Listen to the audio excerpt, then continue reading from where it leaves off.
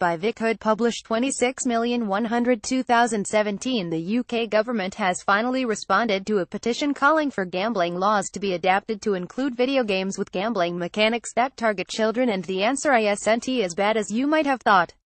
The UK government has responded to the petition almost 3 weeks after it was filed.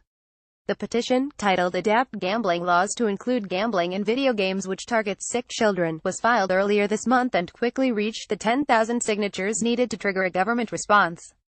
Though it has taken nearly 3 weeks for the response to arrive, and the response contains much we've already reported elsewhere, there are a few interesting takeaways, including a government assurance that the Video Standards Commission (VSC) rating board is working with PEGI to determine whether any changes to the PEGI criteria need to be made.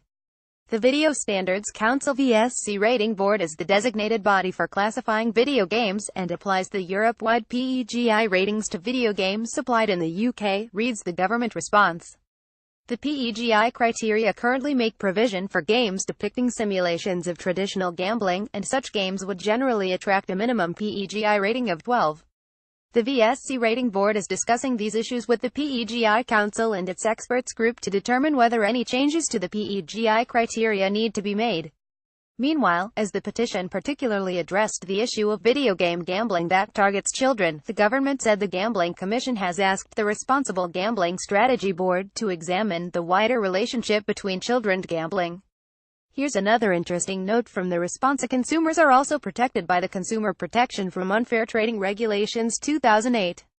This includes a requirement on businesses not to subject anyone to misleading or aggressive marketing practices, or, for example, direct exhortation to buy products, such as games content, including in-game purchases such as loot boxes. The government is committed to ensuring that consumers are properly protected and that children's vulnerability and inexperience is not exploited by aggressive commercial practices. The government also pointed to the Young People and Gambling Survey, which included specific questions in relation to esports and video gaming. It's due to deliver its results soon. This government response makes no promises, but the wording is a step forward from the government's prior non-committal response to questions asked by an MP about video game gambling. The upshot, however, is the Gambling Commission currently does not consider loot boxes to be gambling because the items obtained from them cannot be exchanged for real-life money. Where prizes are successfully restricted for use solely within the game, such in-game features would not be licensable gambling. But as we've reported, when it comes to games such as FIFA 18, you can most definitely cash out. The full government response can be found here.